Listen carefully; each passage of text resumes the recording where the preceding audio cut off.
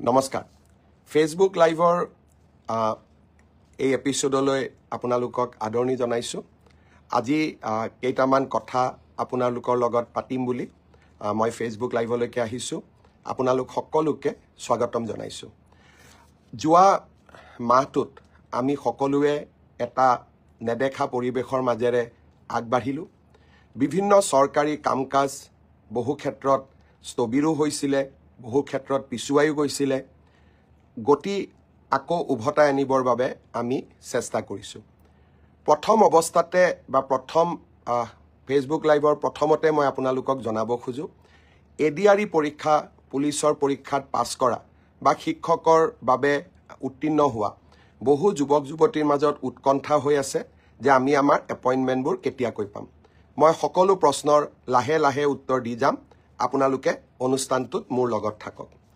অহাকালি ভাৰতৰ বিত্তমন্ত্ৰী নিৰ্মলা সীতাৰমণ গুৱাহাটীলৈ আহিব কেইদিনমান আপোনালোকে আগতে গম পাইছিল যে কৰ্ণাটকৰ এগৰাকী মন্ত্ৰী যাৰ দেউতাক নিখিল ভাৰত কংগ্ৰেছ কমিটিৰ সভাপতি প্ৰিয়ংক খাৰ্গে অসমৰ ওপৰত এটা অদ্ভুত মন্তব্য দিছিলে যে অসমত স্কিল আৰু টেলেন্টেড মেন পাৱাৰ নাই আৰু সেই কাৰণে অসমত সেমি কণ্ডাক্টৰ উদ্যোগ প্ৰতিষ্ঠা হ'ব নালাগিছিল তেখেতে যিয়েই নকক কিয় সেমি কণ্ডাক্টৰ উদ্যোগ অসমত আহিলে কাম দ্ৰুতগতিত আগবাঢ়ি গ'ল আৰু অহা বছৰৰ আগভাগতে ই চিপছ প্ৰডাকশ্যনৰ কামো আৰম্ভ কৰিব অহাকালি ভাৰতৰ বিত্তমন্ত্ৰী নিৰ্মলা সীতাৰমণ জাগিৰোডলৈ যাব আৰু অসমৰ বহু কেইগৰাকী মেধাৱী যুৱক যুৱতীৰ সৈতে তেখেতে কথা পাতিব সেমি কণ্ডাক্টৰ উদ্যোগ পৰ্যবেক্ষণ কৰিব আমি এটা মেছেজ পঠাব খুজিছো যে অসমত টেলেন্টেড যুৱক যুৱতীৰ কোনো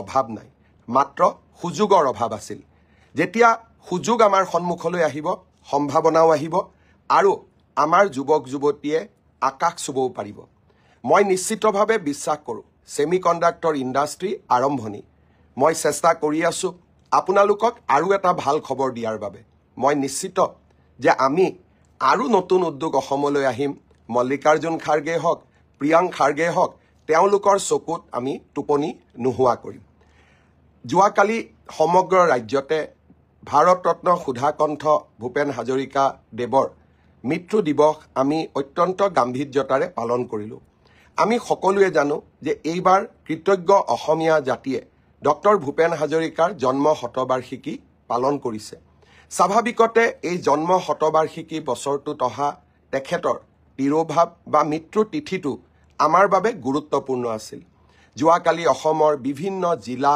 আৰু সমজিলাৰ সদৰ স্থানসমূহত হেজাৰ হেজাৰ যুৱক যুৱতীয়ে আৰু পুৰুষ মহিলাই একেলগে মানুহে মানুহৰ বাবে গীতটি পৰিৱেশন কৰিলে এই গীতটি মানৱতাৰ গান এই গীতটি মানৱতাৰ গীত আমি প্ৰচেষ্টা কৰিম ৰাষ্ট্ৰসংঘই যাতে এই গীতটিক মানৱতাৰ গীত হিচাপে স্বীকৃতি দিয়ে আমি ইতিমধ্যে তাৰ অকণমানকৈ প্ৰচেষ্টাও আৰম্ভ কৰিছো হদিয়াৰ ঢলাত বিশাল মূৰ্তি স্থাপন কৰাৰ প্ৰচেষ্টাটো আমি আগবাঢ়িছো আজি ৰাতিপুৱা আৰু এটা সুন্দৰ অনুষ্ঠানত আমি যোগদান কৰিছিলো আপোনালোকৰ মনত আছে 2023 চনত আমি ছেপ্টেম্বৰ মাহত মোৰ দেশ মোৰ মাটি নামৰ এটা কাৰ্যসূচী পালন কৰিছিলো অসমৰ সকলো মানুহৰ পৰিয়ালৰ পৰা আমি অকণমান মাটি নহলে চাউল দান হিচাপে লৈছিলো 540টা কলহ আমি প্ৰস্তুত কৰিছিলো 270টা কলহ 2023 বৰ্ষতে আমি নতুন দিল্লীলৈ পঠিয়াইছিলো সেনাৰ স্মাৰক বাটিকা নিৰ্মাণৰ বাবে 270টা কলহ আমি সযতনে থৈ দিছিলো আজি আমি এই কলহকেইটা গহপুৰলৈ বিদায় সম্ভাষণ জনালো অহা 8 তাৰিখে ভোলাগুৰি চাহ বাগিচাত প্ৰায় 800 বিঘা মাটি খামৰি শহীদ কনকলতা বৰুৱা বিশ্ববিদ্যালয় নিৰ্মাণৰ কাম আৰম্ভ হ'ব শ্ৰীমতী নিৰ্মলা সীতাৰমণে এই বিশ্ববিদ্যালয় নিৰ্মাণৰ কাম শুভ আৰম্ভণি কৰিব কনকলতাৰ দৰে সাহসী মহিয়সী নাৰী এগৰাকীক শহীদ এগৰাকীক আমি কৃতজ্ঞ অসমীয়া জাতিয়ে আকৌ এবাৰ আমাৰ শ্ৰদ্ধা নিবেদন কৰিম এই বিশ্ববিদ্যালয়খন আমি deep tech artificial intelligence machine learning quantum physics এই ধৰণৰ সাবজেক্টক লৈ আমি গঢ়ি তুলিব খুজিছো এই বিশ্ববিদ্যালয়খনৰ লগত পৃথিৱীৰ এখন উন্নত মানৰ আন্তঃৰাষ্ট্ৰীয় বিশ্ববিদ্যালয়ৰ টাই আপ বা একাডেমিক কোলাবৰেচন থাকিব তাৰ কামো ইতিমধ্যে আমি আৰম্ভ কৰিছোঁ। ডিব্ৰুগড় আৰু গুৱাহাটী বিশ্ববিদ্যালয় প্ৰতিষ্ঠাৰ পিছত কনকলতা বৰুৱা ৰাজ্যিক বিশ্ববিদ্যালয় অসমৰ বিদ্যায়তনিক যুগৰ এটা মাইলৰ খুঁটাত পৰিণত হ'ব। ব্ৰহ্মপুত্ৰৰ উত্তৰ পাৰৰ ৰাইজক আৰু অসমবাসী ৰাইজক এই অনুষ্ঠানত যোগদান কৰিবলৈ মই আহ্বান জনাইছোঁ। যোৱা বিধানসভাৰ নিৰ্বাচনৰ সময়ত গহপুৰৰ সভাসমূহত কনকলতা ৰাজ্যিক বিশ্ববিদ্যালয়ৰ কথা কৈছিলোঁ। আজি সেই প্ৰতিশ্ৰুতি পালনৰ সময় আহি পৰিল। মই নিজকে গৌৰৱী অনুভৱ কৰিছোঁ। আমি 7 আৰু 8 তাৰিখে কেন্দ্ৰীয় বিত্তমন্ত্ৰী নিৰ্মলা সীতাৰমণৰ সৈতে গুৱাহাটীৰ নদী পাৰত নিৰ্মাণ কৰা সুন্দৰ ৰিভাৰ ফ্ৰণ্ট উদ্বোধন কৰিম আৰু বিশ্বমানৰ জাহাজ টাৰ্মিনেল আমি নিৰ্মাণ কৰিছোঁ, তাৰো শুভ উদ্বোধন কৰিম। 9 তাৰিখৰ দিনটো আমাৰ বাবে আৰু আকৰ্ষণীয়। কেন্দ্ৰীয় প্ৰতিৰক্ষা মন্ত্ৰী ৰাজনাথ সিং আমাৰ মাজত থাকিব। লাচিত ঘাটৰ পৰা এক প্ৰকাৰ ক'ব গ'লে ব্ৰহ্মপুত্ৰৰ দুই পাৰৰ পৰা এয়াৰ ফ'ৰ্চে আমাক দেখুৱাব এক নতুন পৰীক্ষা। যুদ্ধ জাহাজসমূহ, যুদ্ধ উৰাজাহাজসমূহ, ৰাফেল, সুখৈ সকলোবোৰ গুৱাহাটীলৈ আহিব। 150খন বিমানে এয়াৰ শ্ব' কৰিব। আগতে এয়াৰ শ্ব' বাংগালুৰত অনুষ্ঠিত হৈছিল, ডাঙৰ ডাঙৰ চহৰবিলাকত অনুষ্ঠিত হৈছিল। এতিয়া গুৱাহাটীও সেই স্পেচিয়েল চহৰবিলাকৰ ভিতৰত এখন হ'ব পাৰিছে। মই গুৱাহাটীবাসী আৰু অসমবাসী ৰাইজক 9 তাৰিখৰ এয়াৰ শ্ব'ৰ কাৰণে আমন্ত্ৰণ জনাইছোঁ। যি ৰাফেলে অপাৰেশ্যন সিন্দুৰত পাকিস্তানৰ মাজলৈ গৈ পাকিস্তানৰ বিমানবন্দৰবোৰ ধ্বংস কৰিছিলে, সেই ৰাফেল গুৱাহাটীৰ আকাশত উৰিব। মই সমূহ অসমবাসী ৰাইজক পুনৰ এবাৰ এয়াৰ শ্ব'লৈ আমন্ত্ৰণ জনাইছোঁ। শ্ৰদ্ধাৰ ৰাইজ, অহা 15 তাৰিখে মই লণ্ডনলৈ যাম এদিনৰ বাবে। কিহৰ কাৰণে যাম? কেইটামান দিন আগতে আপোনালোকৰ মনত আছে, মই মহাপুৰুষ শ্ৰীমন্ত শংকৰদেৱে নিৰ্মাণ কৰা বৃন্দাবনী বস্ত্ৰখন অসমলৈ অনাৰ প্ৰয়াস আৰু প্ৰচেষ্টাৰ বিষয়ে আপোনালোকক অৱগত কৰিছিলোঁ। এতিয়া লণ্ডনৰ মিউজিয়াম আৰু অসম চৰকাৰৰ মাজত এখন চুক্তিত স্বাক্ষৰ হ'ব। প্ৰথমবাৰৰ বাবে সেই বৃন্দাবনী বস্ত্ৰখন 6 মাহৰ বাবে আমি অসমলৈ আনিব পাৰিম। যি আমাৰ ঐতিহ্যৰ চানেকি মহাপুৰুষ শ্ৰীমন্ত শংকৰদেৱে নিজে হাতেৰে বৈ থৈ যোৱা সেই বৃন্দাবনী বস্ত্ৰখন আমাৰ বহু প্ৰজন্মই জীৱনকালত চাব নোৱাৰিলে। মোৰ বহু দিনৰ পৰা আশা আছিলে যে বৃন্দাবনী বস্ত্ৰখন অসমলৈ এদিনৰ কাৰণে হ'লেও আনিব লাগিব।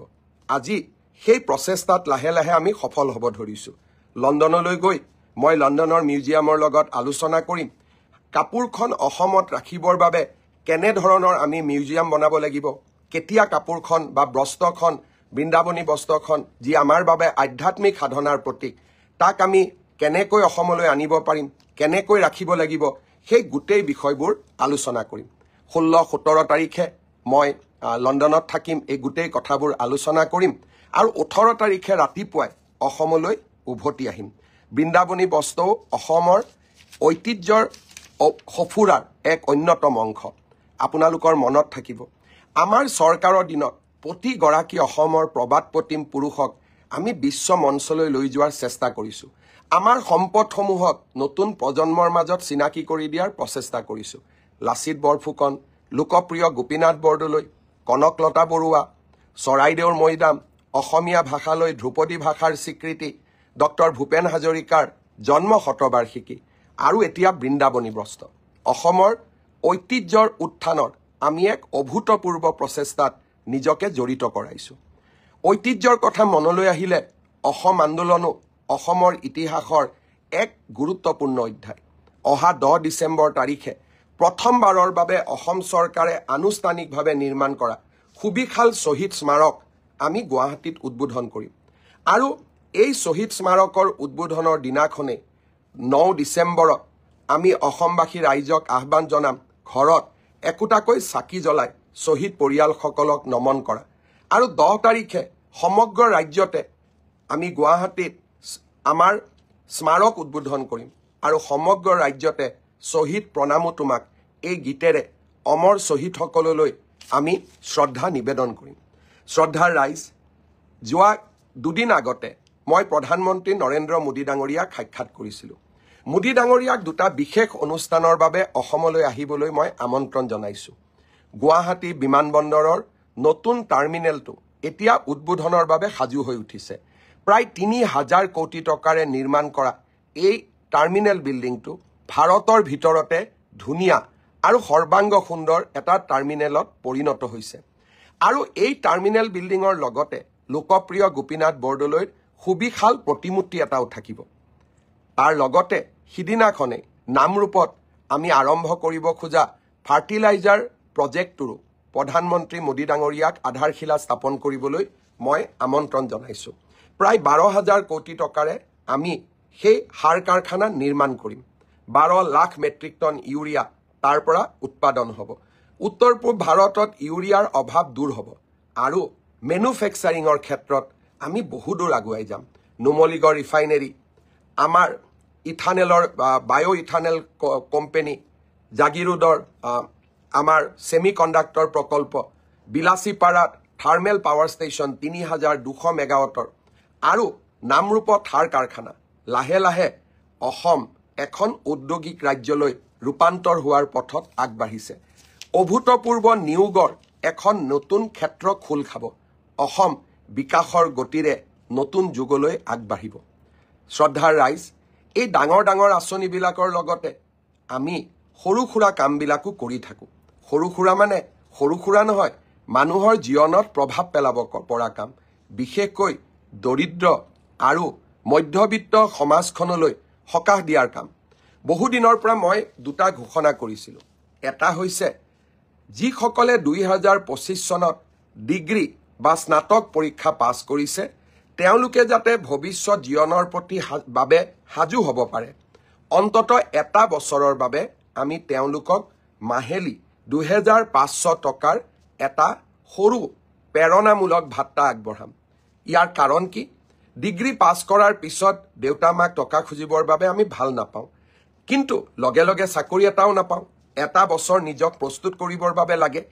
এই নতুন আঁচনিখন আমি যোৱা ১ তাৰিখে আৰম্ভ কৰিছোঁ। পৰ্টেল খোলা আছে। ২০২৫ চনত স্নাতক ডিগ্ৰী উত্তীৰ্ণ হোৱা, অসমৰ গভৰ্ণমেণ্ট বিশ্ববিদ্যালয়ৰ পৰা স্নাতক ডিগ্ৰীত উত্তীৰ্ণ হোৱা সকলো যুৱক যুৱতীয়ে মুখ্যমন্ত্ৰীৰ জীৱন প্ৰেৰণা আঁচনিখনৰ বাবে আবেদন জনাব পাৰে। মই আমাৰ যুৱক যুৱতীসকলক এই আঁচনিখনত আবেদন জনাবৰ বাবে আহ্বান জনাম। শ্ৰদ্ধাৰ ৰাইজ, বহুদিনৰ পৰা আলোচনা কৰি আছিলোঁ যে নৰেন্দ্ৰ মোদী ডাঙৰীয়াই আমাক বিনামূলীয়া চাউল দিয়ে, আমি অৰুণোদয় আঁচনি দিওঁ আৰু মোদী ডাঙৰীয়াই আমাক বছৰত ৫ লাখ টকালৈকে বিনামূলীয়া চিকিৎসা গ্ৰহণৰ সুবিধা দিয়ে। ইয়াৰ লগতে মই ঘোষণা কৰিছিলোঁ যে সুলভ মূল্যত আমি অসমৰ ৰাইজক দালি, নিমখ আৰু চেনিও ৰেচন কাৰ্ডৰ জৰিয়তে আগবঢ়াম। বৰ্তমান এই তিনিওটা সামগ্ৰী, দালি ১ কেজি, নিমখ ১ কেজি, চেনি ১ কেজি, অহা ১০ তাৰিখৰ পৰা আমি সৰ্বমুঠ ১১৭ টকাত ৰাইজৰ বাবে আগবঢ়াই দিম। কিন্তু ১ জানুৱাৰীৰ পৰা মাত্ৰ ১০০ টকাতে আমি ৰাইজক ১ কেজি চেনি, ১ কেজি দালি আৰু ১ কেজি নিমখ আমি আগবঢ়াম। এই সুন্দৰ আঁচনিটো অহা ১০ নৱেম্বৰ তাৰিখে আমি আৰম্ভ কৰিম। বহুতে মোক জোকায়ো, মিঠাতেল বুলিও জোকালে, কিবা বুলিও জিকালে, কিন্তু মই জোকালেও থমকি নৰওঁ, কাৰণ মই বুজি পাওঁ দৰিদ্ৰ লোকসকলক ইয়াৰ কিমান প্ৰয়োজন আছে। বহুতে ক'লে অৰুণোদয় নালাগে, বিশেষকৈ আমাৰ মিয়া মুছলমান সমাজখনে যোৱা কেইটামান দিনৰ পৰা কৈ আছে যে আমাক অৰুণোদয় নালাগে, কিন্তু কোনেওতো অৰুণোদয়ৰ পৰা আঁতৰি যোৱা নাই। আমাৰ পৰ্টেলতে এটা বুটাম আছে, অপ্ট আউট, অৰ্থাৎ মোক অৰুণোদয় নালাগে, চৰকাৰে মোক অৰুণোদয় দিয়া বন্ধ কৰক। আজিলৈকেতো কোনেও অপ্ট আউট বুটাম ব্যৱহাৰ নকৰিলে। তাৰমানে সামাজিক মাধ্যমত কোৱা আৰু আচলতে কৰাৰ মাজত বহুত পাৰ্থক্য আছে। আজি অৰুণোদয়ে অসমৰ মহিলা সমাজক স্বাধীনতা দিছে, অসমীয়া মহিলা সমাজক এক সন্মান দিছে। ই সাহায্য নহয়, ই অসমৰ মহিলা সমাজৰ প্ৰতি আগবঢ়োৱা আমাৰ সন্মান। এই সন্মানৰ লগতে মোদী ডাঙৰীয়াই বিনামূলীয়া চাউল দিছে। এতিয়া আমি দালি, নিমখ আৰু চেনি দিম। মই সিদিনাখন হিচাপ কৰি চাইছোঁ, অৰুণোদয়, চাউল, দালি, নিমখ, তেল সকলো লগ লাগিলে এটা পৰিয়ালে চৰকাৰৰ পৰা এতিয়া ২০০০ টকাতকৈও বেছি মাহিলী সকাহ পায়।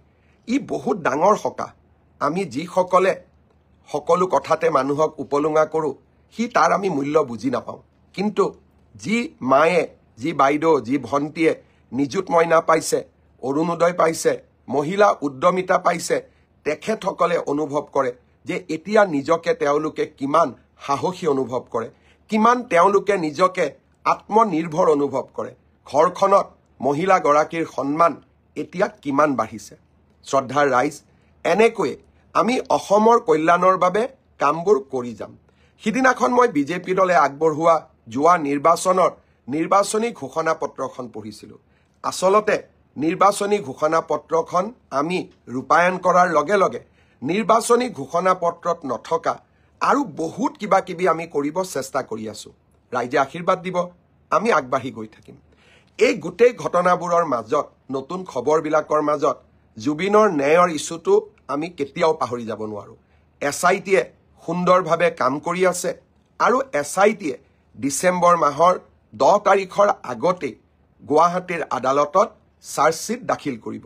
আৰু যেনেকৈ আমি ফাৰ্ষ্ট ইনফৰমেশ্যন ৰিপৰ্ট বা FIRত এটা হত্যাৰ ধাৰা সন্নিৱিষ্ট কৰা হৈছিলে, তেনেকৈয়ে মই বিশ্বাস কৰোঁ SITয়ে চূড়ান্ত অভিযোগনামা দাখিল কৰাৰ সময়তো তেওঁলোকে নিজৰ সাহসী আৰু মেধা সম্পন্ন তদন্তৰ ফলশ্ৰুতিৰে এখন সুন্দৰ অভিযোগনামা দাখিল কৰিব। আৰু মই বিশ্বাস কৰোঁ যে অসম পুলিচে এই কাম কৰিব পাৰিব। কেইজনমান মানুহে যিদিনাখনৰ পৰা আমি কৈছোঁ যে আমি হত্যাৰ অভিযোগনামা দিম, তেওঁলোকে বাৰে বাৰে মোক প্ৰশ্ন কৰি আছে, মুখ্যমন্ত্ৰীয়ে কেনেকৈ জানিলে, মুখ্যমন্ত্ৰীয়ে ক'ৰ পৰা জানিলে। অকণমান আপোনালোকে সময় উলিয়াওকচোন। অসম আৰক্ষীয়ে যিখন FIR দিছে আদালতত, সেই FIRখনতে প্ৰথম দিনাখনতেই হত্যাৰ ধাৰা আমি সন্নিৱিষ্ট কৰিছোঁ। আপোনালোকেতো এইবিলাক নাচায়। জুডিচিয়েল কমিশ্যন হ'ল, ছ'চিয়েল মিডিয়াত কিমান থিয়ৰী দিলে, অমুকে ফেশ্বন শ্বুত অংশগ্ৰহণ কৰিছিলে, ৰাজ্য চৰকাৰে এনেকৈ সহায় কৰিছিলে, তেনেকৈ কৰিছিলে। এতিয়াতো জুডিচিয়েল কমিশ্যনত অভিযোগনামা দাখিল কৰিব পাৰে। যিসকলে ফেচবুক, ইনষ্টাগ্ৰামত ইমান দিনে দপদপাই আছিলে, তেওঁলোকে এতিয়া অন এফিডেভিট শপতনামাৰ জৰিয়তে জুডিচিয়েল কমিশ্যনত এই কথাবোৰ নকয় কিয়? ই জুবিনৰ প্ৰতি শ্ৰদ্ধাঞ্জলি আছিলে নে অসমক নেপাল বনোৱাৰ ষড়যন্ত্ৰ আছিলে? মই ভাবোঁ SITয়ে যিদিনাখনে অভিযোগনামা দাখিল কৰিব, তাৰ পিছত সেইসকলক মই প্ৰশ্ন কৰিম যে জুবিনৰ প্ৰতি আপোনালোকে শ্ৰদ্ধাঞ্জলি জনাব বিচাৰিছিলে নে দৰাচলতে অসমখনক নেপাল বনোৱাৰ ষড়যন্ত্ৰ কৰিছিলে? এটা কথা লগত কৈ থওঁ, যিদিনাখনলৈকে মই অসমৰ মুখ্যমন্ত্ৰী হৈ আছোঁ, কোনেও অসমক নেপাল বনাব নোৱাৰে। অসম অসম হৈয়ে থাকিব। শ্ৰদ্ধাৰ ৰাইজ, এতিয়া মই নিয়োগলৈকে আহোঁ। যুৱক যুৱতীসকলে অপেক্ষা কৰি আছে। মই এটা এটাকৈ কৈ যাম। সকলো যুৱক যুৱতীয়ে, নিৰ্বাচিত যুৱক যুৱতীসকলে মনোযোগেৰে শুনিব।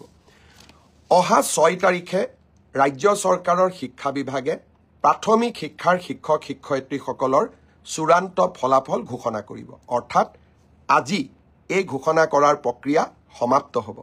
9 তাৰিখে, আকৌ এবাৰ মই কৈছোঁ যে 9 তাৰিখে আমি প্ৰাথমিক বিদ্যালয়ৰ শিক্ষক শিক্ষয়িত্ৰীসকলক নিয়োগ পত্ৰ প্ৰদান কৰিম। তাৰ পিছতেই আমি নৱেম্বৰ মাহৰ ভিতৰতে পুলিচ কনিষ্টবলসকলক নিযুক্তি দিয়াৰ ব্যৱস্থা কৰিম।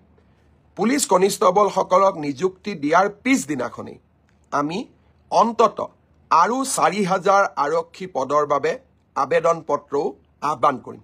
অৰ্থাৎ নিযুক্তিৰ পৰম্পৰা আমি চলাই ৰাখিম, যাতে অসমৰ যুৱক যুৱতী কেতিয়াও আশাহত হ'ব নালাগে। ADRE তৃতীয় বৰ্গ আৰু চতুৰ্থ বৰ্গ, এই পৰীক্ষাৰ এটা প্ৰক্ৰিয়া আছে। ৰিজাল্ট দিয়াৰ পিছত আমি লটাৰী বা ৰেণ্ডমাইজেশ্যনৰ জৰিয়তে ডিপাৰ্টমেণ্টসমূহ আবণ্টন কৰিব লাগে। ডিপাৰ্টমেণ্টসমূহ আবণ্টন কৰাৰ পিছত ডাইৰেক্টৰেটবিলাক আবণ্টন কৰিব লাগিব। আৰু ডাইৰেক্টৰেটবিলাক আবণ্টন হোৱাৰ পিছত আমি তেওঁলোকক ইণ্ডিভিজুৱেল পষ্টিং দিব লাগিব। এই প্ৰক্ৰিয়াটোত 30টা দিনৰ প্ৰয়োজন হয়। মই আগতেই কৈছোঁ, যোৱা মাহত আমি কোনেও কাম কৰিব পৰা নাছিলোঁ। মই চেষ্টা কৰিছোঁ নৱেম্বৰৰ শেষত নহ'লে ডিচেম্বৰৰ প্ৰথম ভাগতে ADREৰ চতুৰ্থ আৰু তৃতীয় বৰ্গৰ আমি নিযুক্তি পত্ৰসমূহ বিতৰণ কৰিম। প্ৰক্ৰিয়াটো চলি আছে, প্ৰক্ৰিয়াটো চলিব দিয়ক, কাৰণ এই প্ৰক্ৰিয়াটো স্বচ্ছ হোৱাৰ প্ৰয়োজনীয়তা আছে। ইয়াৰ এইখিনি সময়ৰ মাজতে আমি পোষ্ট গ্ৰেজুৱেট আৰু গ্ৰেজুৱেট টিচাৰৰো নিযুক্তিৰ কাম হাতত ল'ম। আপোনালোকে দিয়া অপশ্যন অনুসৰি আপোনালোকক যাতে আমি নিযুক্তি দিব পাৰোঁ, তাৰ বাবে শিক্ষা বিভাগে ইতিমধ্যে কাম হাতত লৈছে।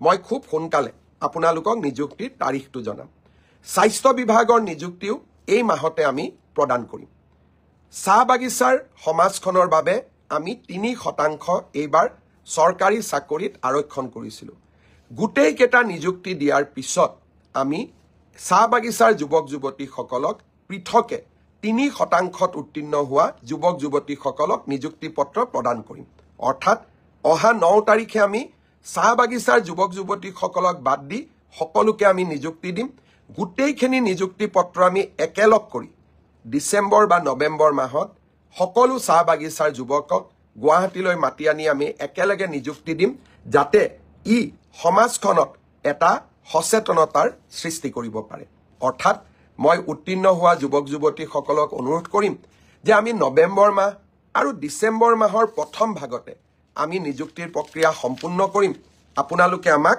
নিশ্চিতভাৱে সহযোগ কৰি যাব ইয়াৰ মাজতে অসমলৈ গৃহমন্ত্ৰী অমিত শাহ ডাঙৰীয়াও আহিব বটদ্ৰৱাত মহাপুৰুষ শ্ৰীমন্ত শংকৰদেৱৰ জন্মভূমিখন আমি অতিব সুন্দৰ কৰি আকৌ এবাৰ সজাই পৰাই তুলিছো প্ৰায় 200 কোটি টকাৰে নিৰ্মাণ কৰা এটা সুন্দৰ প্ৰকল্প গৃহমন্ত্ৰী ডাঙৰীয়াই বৰদোৱাত উদ্বোধন কৰিব গুৱাহাটীত মোৰ এটা মনৰ সৰু বহু দিনৰ মনত লুকাই থকা সৰু কথা এটা মই ক'ব খোজো ৰামনাথ কোবিন্দ ৰাষ্ট্ৰপতি পদ ত্যাগ কৰাৰ পিছত গুৱাহাটীলৈ আহিছিল গুৱাহাটীত ডাঙৰ হল নাই সেইবাবে তেখেতৰ সভাখন আমি মেঘালয়ৰ USTM ইউনিভাৰ্চিটিত ৰাখিছিল অডিটৰিয়ামটো ডাঙৰ আছিল প্ৰায় 3000 ছাত্ৰ ছাত্ৰী ধৰিব পাৰে মোৰ মনত হিদিনাখনে মই এটা প্ৰস্তাৱ লৈছিল যে আমি আগলৈ USTMত নাযাওঁ গুৱাহাটীতে আমি এটা সুন্দৰ প্ৰেক্ষাগৃহ নিৰ্মাণ কৰিম আজি আপোনালোকক জনাবলৈ পাই মই আনন্দিত যে 5000 মানুহে একেলগে বহি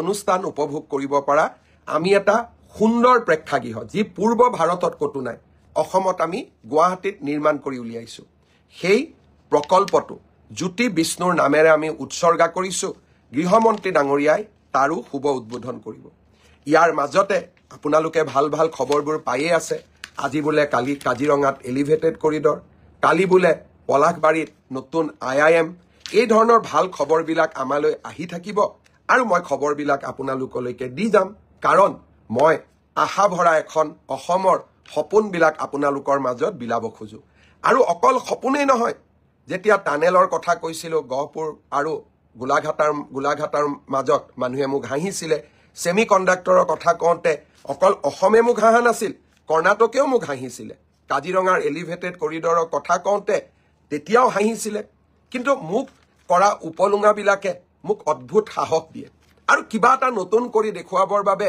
মোৰ মনত সংকল্পৰ সৃষ্টি কৰে সেইবাবে মই অকল সপোনেই নেদেখুৱাও সপোনক পম খেদি সপোন বাস্তৱত ৰূপায়ণ কৰাৰ বাবে প্ৰচেষ্টাও কৰোঁ আৰু বহু পৰিমাণে অসমৰ ৰাইজৰ আশীৰ্বাদত আৰু নেদেখাজনৰ আশীৰ্বাদত সফলো হওঁ আৰু সফল হৈ থাকিম কাৰণ আপোনালোকৰ আশীৰ্বাদ সদায় মোৰ শিৰত আছে বহুতে ভাবিছিল উচ্ছেদ বন্ধ হৈ যাব নেকি হিমন্ত বিশ্ব শৰ্মাৰ ওপৰত আমি ইমান দবাও আনিছো আমি তেওঁক মানসিকভাৱে ইমান ব্যতিব্যস্ত কৰি দিছো উচ্ছেদ কৰাৰ তেওঁৰ আৰু সাহস নাথাকিব চিন্তা কৰাটো ভুল নাছিল নেপাল বনোৱাৰ ষড়যন্ত্ৰটোও ভুল নাছিল কিন্তু আপোনালোকক মই জনাব খুজিছো যে আপোনালোকক মই সন্তুষ্ট কৰিব নোৱাৰিলো অহা 9 আৰু 10 তাৰিখে গোৱালপাৰা জিলাৰ দহিকটা বনাঞ্চলত উচ্ছেদ অভিযান আৰম্ভ হ'ব 1000 বিঘা বনভূমি আমি উচ্ছেদ কৰিম আৰু আমি অসমবাসী ৰাইজৰ বন সম্পদ ৰক্ষাৰ যুদ্ধখন চলাই যাম পুনৰ এবাৰ আপোনালোকক ধন্যবাদ জনালো আৰু যেতিয়াই নতুন খবৰ থাকিব ফেচবুক লাইভ লৈ আপোনালোকৰ মাজত আহিম আজি মই ফেচবুক লাইভত চাই আছো আমাৰ ৰাজ্যিক সভাপতি দিলীপ শইকীয়া ডাঙৰীয়ায়ো ফেচবুক লাইভ চাই আছে ৰূপজ্যোতি কুৰ্মীয়ে চাই আছে মন্ত্ৰী বিমল বৰাই চাই আছে আৰু অগণন ডেকা গাভৰু যুৱক যুৱতী সকলোকে মই ধন্যবাদ দিছো দুই এজনে মোক সুধিছে এডিআৰই নতুন বিজ্ঞাপন কেতিয়া দিব পুলিচৰ বিজ্ঞাপনৰ বিষয়ে কলো এডিআৰই বিজ্ঞাপনৰ বিষয়েও লাহে লাহে কম প্ৰচেষ্টা চলি থাকিব আৰু অসমৰ যুৱক যুৱতীসকলক আমি কেতিয়াও আশাহত হ'ব নিদিও সেই প্ৰতিশ্ৰুতি মই পুনৰ এবাৰ আপোনালোকলৈকে আগবঢ়ালো বহুত বহুত ধন্যবাদ জয় হিন্দ বন্দে মাতৰম